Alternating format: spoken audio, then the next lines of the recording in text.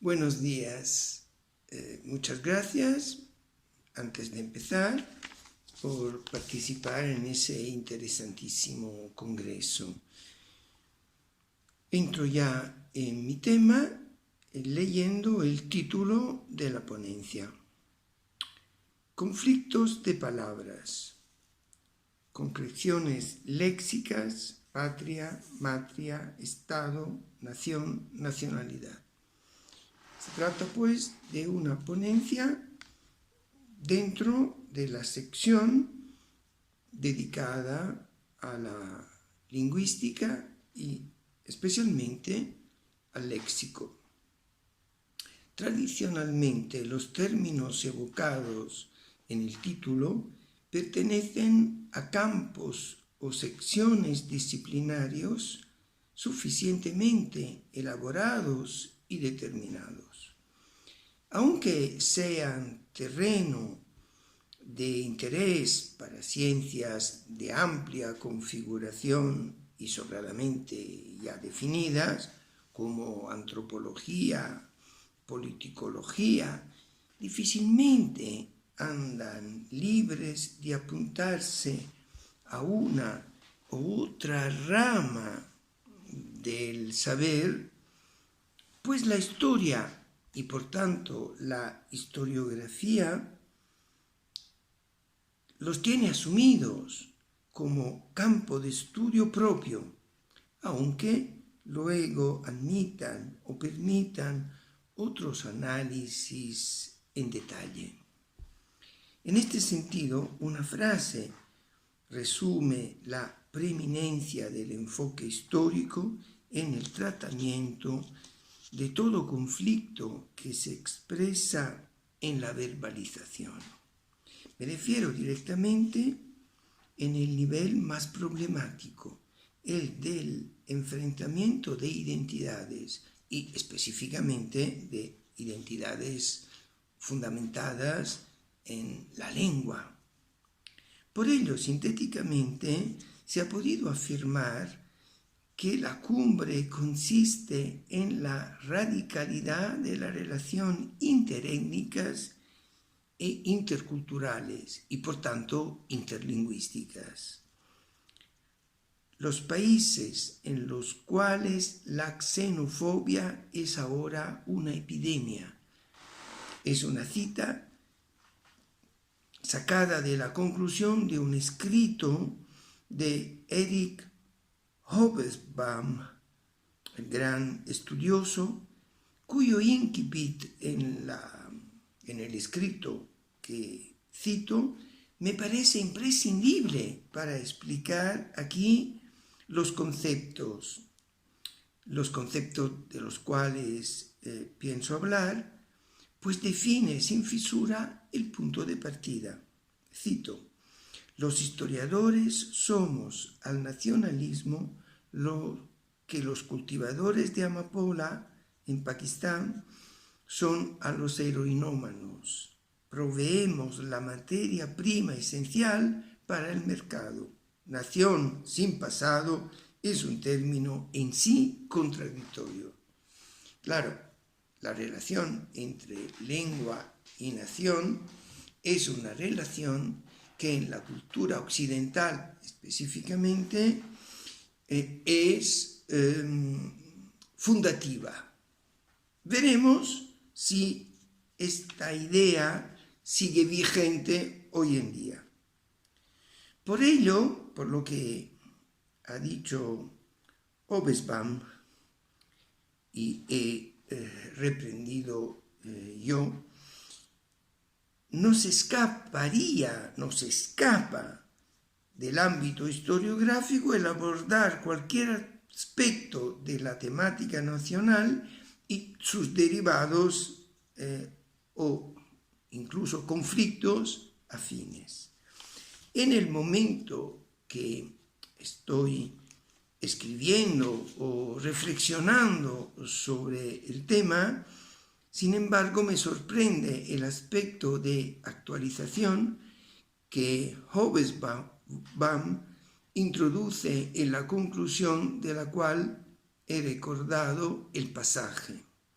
el de la comparación entre xenofobia y epidemia, pues estoy escribiendo todavía en el centro de la mayor epidemia que el mundo haya conocido desde hace más de un siglo.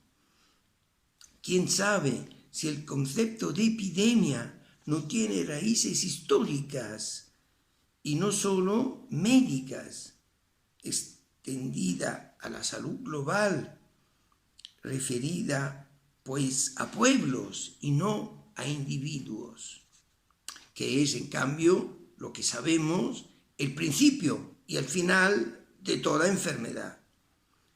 Sin embargo, mi aproximación quiere asumir el tema dándole una vuelta radical. No se trata de apoderarse o presumir de un campo de estudio o de investigación, sino de empezar por la reconstrucción de un campo léxico para analizarlo bajo distintos puntos de vista, hoy, por otra parte, bien conocidos de los lingüistas. Y estos van desde el análisis del discurso hasta la semántica, pasando por las definiciones entre lenguas generales y lenguas de especialidad o lenguas especiales. El reto consiste en un punto, un aspecto difícil de organizar y desenrollar. En efecto, ninguna entre las palabras que he enumerado en el título puede escatimarse. Son parte esencial de toda argumentación, de todo análisis del discurso. Pero todas juntas no forman un correlato, o menos aún un sistema. Empecemos por decir que en la enumeración cualquiera señalaría la falta de una palabra más, autonomía, que sería fácil panacea para solucionar las dificultades de encontrar diálogo entre los demás referentes. Correlato del concepto de autonomía o, muy pronto declinado en plural, autonomías, sería el federalismo. En realidad, entre solución federal, confederal, unitaria o autonomista, no se han dado pasos resolutivos en la solución de los conflictos de nominación, como por otra parte de los fáticos, en cualquier perspectiva analizados. Y por supuesto, no se ha logrado realizar una síntesis jurídica o por lo menos terminológica en las legislaciones de los países o órganos internacionales constituidos. Es decir, que no resulta fácil disponer esas palabras en un sistema que las disponga en un camino de significaciones lingüísticamente adecuadas para comunicar significados útiles, operativos, no estrictamente comprensibles, sino dentro de un aparato disciplinario previo y distinto al lingüístico. Dentro de una disciplina, pues, que establezca fronteras temáticas y conceptuales ya predeterminadas antes de la comunicación. La contradicción es fácil de ver. Estado y nación, nación y nacionalidad, patria y matria no se pueden separar, pero tampoco se pueden unificar como polaridades dialogantes y paradójicamente tampoco son elementos de un conflicto a matar. Viven en perenne confrontación sin conseguir su máxima aspiración, que sería quedarse como único superviviente, el ganador entre los dos. Sin el otro, sin su opuesto, cada término perdería significación y llegaría, por evidencia, a perder su sentido, todo sentido. Si no hay diálogo, resulta imposible reducir los referentes, habrá pues que buscar un punto en común. que permita coger y reinterpretar cada una de las palabras apuntadas como esenciales. Creemos que solo a partir de patria podremos lograr una pluralidad de sentido suficiente para englobar, abarcar, alcanzar los resortes indispensables, más allá de una movilidad histórica inevitablemente dispersiva o incoherente, donde tengan cabida las ricas implicaciones léxicas de cada una de las distintas entradas o voces, desde lo que definimos como Estado hasta la nacionalidad. Sin embargo, quizá podría ser matria el lexema que menos se ha estratificado, siendo el correlativo opuesto a patria. Matria asume una gama igualmente casi infinita de matices, con un abanico mucho más extendido que cualquier otro de los términos enunciados. Porque matria, además de identificar todas las acepciones que se pone lingüísticamente una lengua y un léxico identificativo de una patria, añade todas aquellas expresiones que han sido excluidas por carecer de las insignias del poder. Se trata de las lenguas y los léxicos de las matrias, que son los de las comunidades indígenas, de las patrias negadas, las que cultivan la obediencia a un Dieu caché. Se trata de los dialectos no formalizados y hasta de las jergas que hoy consideramos propias de los grupos, por ejemplo, LGTB, lesbianas, gay, transexuales y bisexuales. Para entrar en el tema, daré más empíricamente una aproximación a la raíz patria, que como sabemos no tiene ningún étimo compatible con los étimos de los demás términos elencados. Patria, focalizándola en un primer esfuerzo analítico llevado a cabo desde una perspectiva científica, se refiere a la idea que subyace a toda reflexión alrededor de la invención o definición de la política como ciencia autónoma. Política en un sentido un poco alejado ya del originario espacio de la polis, de donde deriva evidentemente la palabra misma. Ciencia autónoma, decía, liberada de la teología de la obediencia escolástica de derivación, como sabemos, aristotélica, o incluso de la teogonía de generación plotiniana y por tanto platónica o neoplatónica.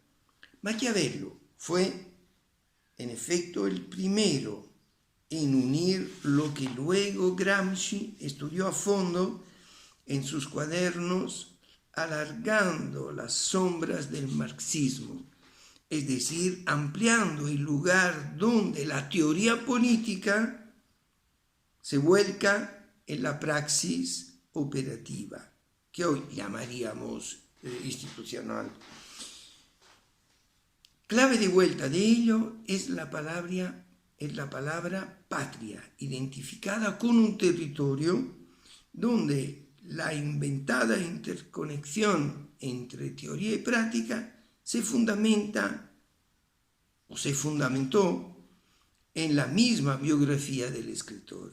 Niccolò fue secretario y por tanto actor político de su patria, Firenze, patria chica o administrativa, porque en cuanto escritor fue autor y regulador de una idea de patria ideal o res pública, moldeada siguiendo estudios y modelos antiguos o clásicos. El administrador, en horas de descanso, fue a la vez un libertino que no reparaba en placeres de todo tipo, hasta los compartidos o compatibles con el pueblo inculto. Materialista o neopagano en su conducta individual, consideraba que en la ciencia universal había de tener en cuenta sistemas de fuerzas direccionales contradictorias, con objetivos medibles y calculables. En estas correlaciones de fuerza, no todo era árido. Cabían culturas y lenguas, o sea, en su visión humanística, espiritualidades racionales y emanaciones divinas. Aristóteles y Platón, especialmente, como he dicho, en la elaboración de Plotino y luego de su compatriota de Maquiavelo, Marsilio Ficino, conciliados con esa idea de libertad que luego el político don Fernando llevó a la praxis, a la historia, según la interpretación que le dio Gracián. Y pues heredaba Fernando la cultura de un reino o estado que fue suyo. En realidad sabemos que la historiografía moderna y contemporánea apeló a Fernando, tal vez inspirador del Príncipe de Maquiavelo, como algún exegeta ha afirmado, con el epíteto de viejo catalán. Según ese modelito, por cierto, muy simplificado y domesticado, Patria permite, con poética visión, articular estados, naciones, nacionalidades, como veremos más adelante, darle sitio a las innúmeras matrias del planeta, sino del universo. En realidad, ya desde sus primeras manifestaciones en el campo de aproximaciones definitorias y científicas, con una aspiración a fijar naturaleza y abasto del término, Patria asume un papel esencial en la construcción del discurso, pero con una connotación peculiar. Así lo declaró claramente Maquiavelo: amo la patria mía più dell'anima. Esta dimensión empática de Patria tiene bastante que ver con el rol que la palabra asume a lo largo de su extensión diacrónica y expansión geográfica. De hecho, Patria es el lugar que un poco en todas las lenguas asegura la proximidad y aún más el diálogo entre los horizontes de la lingüística y los de la sociedad.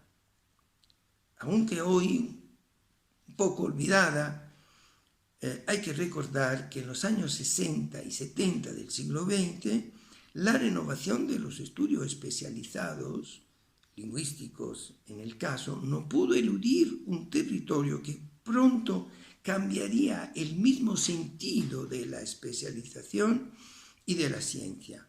Fue en este contexto que vino asumiendo centralidad una nueva disciplina, efecto del hibridismo o hibridación que los cambios en las universidades, especialmente occidentales, acabaron imponiendo. Me refiero a la invención de la sociolingüística. El carácter modernísimo, casi posmoderno de la sociolingüística está marcado por la atribución de primacía a las investigaciones de Labov, y su libro pionero es de 1966, insiste en la estratificación social de la lengua. Se trata de un cambio importante. A partir de ahí, la misma distinción entre perspectiva diacrónica y sincrónica en el análisis de las lenguas empieza un poco a difuminarse, dejando el estar en perenne confrontación, sino oposición. También quizá podríamos empezar a darle paso, a partir de ahí, a discurso como eje de la reflexión sobre la lengua y su función, análisis del discurso, su función social, cultural y obviamente comunicativa. Es efecto colateral de la idea de poner en un mismo sector de la investigación el tema lingüístico y el tema social.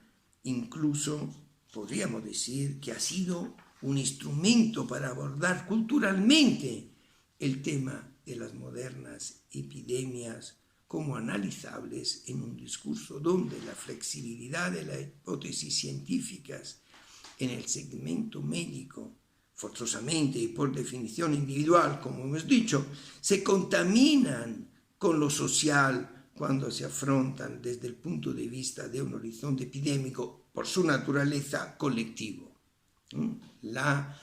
Por ejemplo, el odio a lo distinto, a lo diferente, al otro, a la otredad, que solo se da en términos colectivos, en realidad parte de una experiencia, de un sentimiento individual. Pues ahí está la potencia de la palabra patria.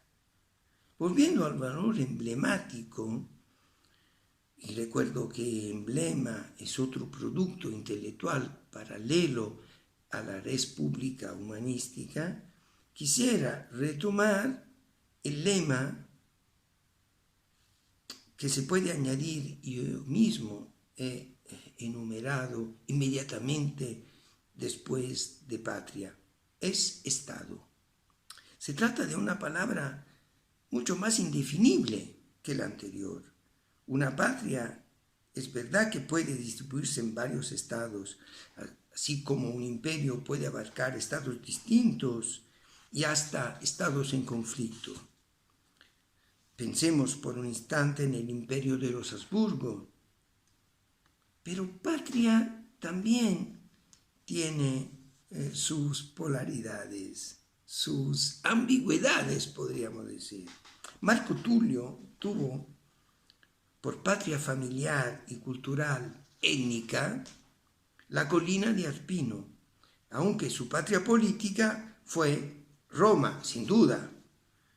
Pero su patria sentimental, y donde asentó algo tan importante en la cultura romana como su domus, era Formia, lugar querido, y donde encontró la muerte, el interlocutor inexhaurible, inevitable, definitivo. En el mundo germánico, el lugar de más peso político y fuerza identitaria ha sido indudablemente, y lo es en la actualidad, Bavaria. Pero ni es imperio, y si lo es, solo se interpreta como metáfora casi despectiva, ni es Estado, y ni siquiera patria. Es otra forma de hibridación, es una región. Tal vez sea la palabra esta más actual en el sistema político, traer abandonándose la identificación patriótica y nacional.